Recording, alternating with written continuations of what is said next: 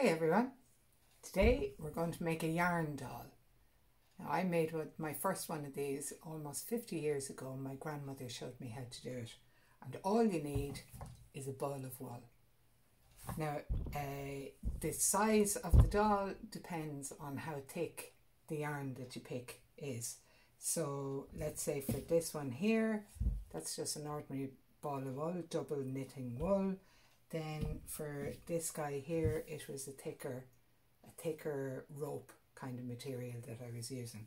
So you can use twine, you can use baler twine, you can use shoelaces if you want to, anything that's hanging around the house that comes in a roll. So the only other thing you need then is maybe a book. And there's plenty of books hanging around the house. A book, a magazine, or if you haven't got that, just cut out a little piece of cardboard.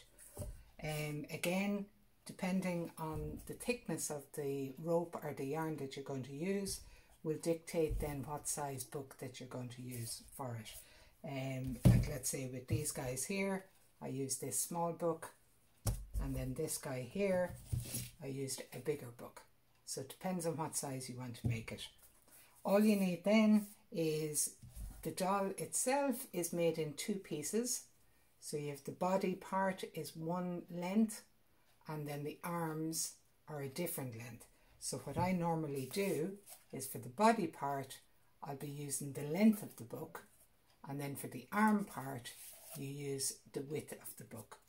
So the first thing you're going to do is get your ball of wool. I'll just take these out of the way. Is get your ball of wool and get your book, and starting with this length is wrap it around the book.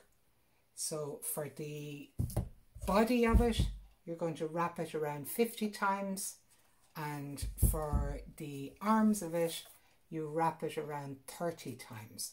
So once you have it done, so this is my 30 here. So when you have your 30 wraparounds done of the book, you just get it then and tie it off at the top with a little piece of string. So tie it tight, tie it again. And then what I like to do then is just make a little loop at the top. You can see that. And this will make sense to you now in a second. So I'm making a loop up here. So I have it hanging out of a loop.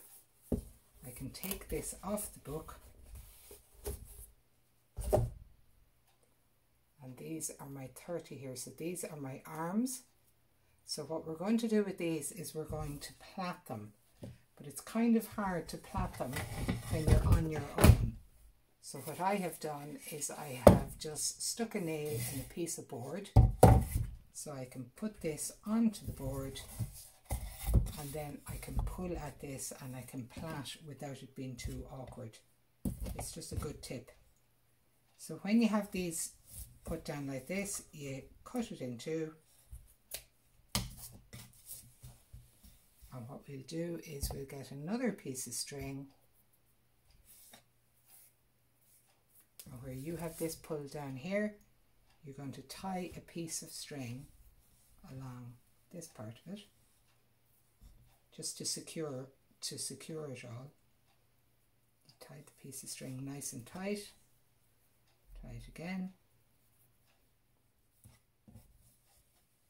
and here we go. We're going to plait this here. So you pick out 3 bits of even amount of strands. Doesn't matter if you don't get it exactly right. Try and get it as close to being even as that. So if you don't know how to plait, you have your 3 little pieces like this. So you have the middle part coming down here. You get the part on the right hand side and bring it over the middle, and now the middle comes out to the right.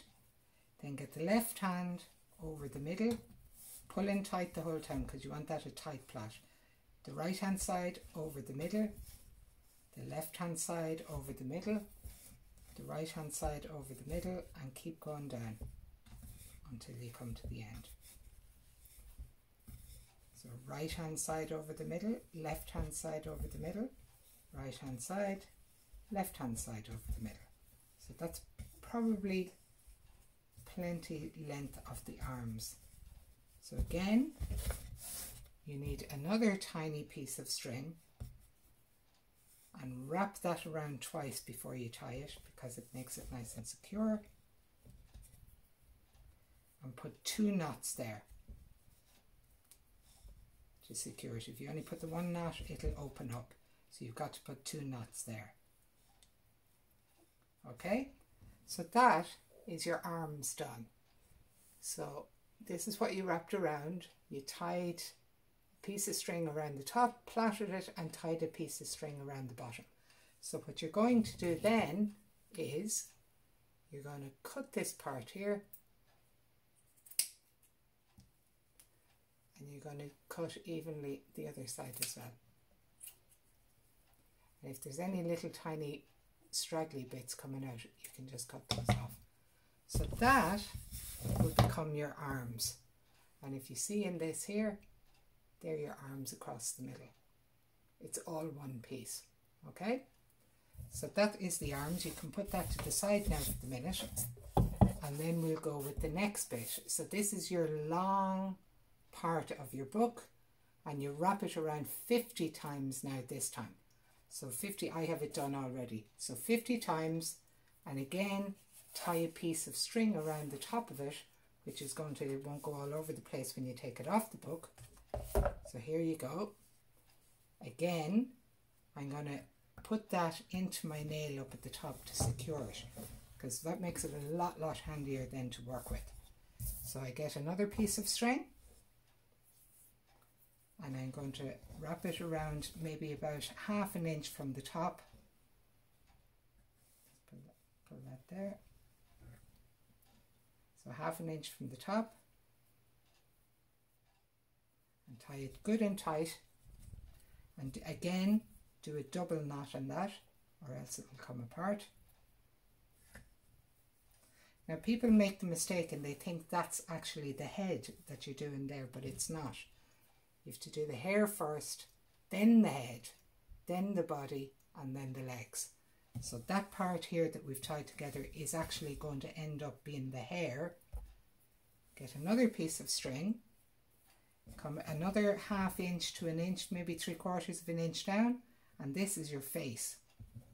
So you're going to tie another piece of string good and tight, tie it twice around, 2 knots. 1 knot, and then another knot. So that is now your head.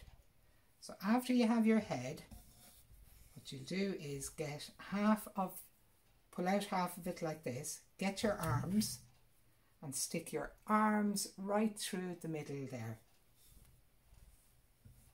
And what you do then is get another piece of string. I forgot to mention that in the beginning. If you can have maybe about 10 pieces of string that are about 8 or 9 inches long, because you're going to need about 10 pieces of string while you're doing this. So again, wrap this one around the waist, underneath the arms to secure the arms there. And now you can make it a thin waist or a thick waist, whatever you want. And 2 knots again. So pull it in once and then pull it in twice. So you can see how it's all shaping up already. So now we're going to cut the bottom of this. And because we want 2 legs, we're going to half the amount of strands we have down here. You don't have to go counting them individually. You should have a good feel for halfway, what looks like half and half. So put 1 leg up like that. He's doing a high kick there for himself. And then this one is going to be plaited. See the way we have 2 legs?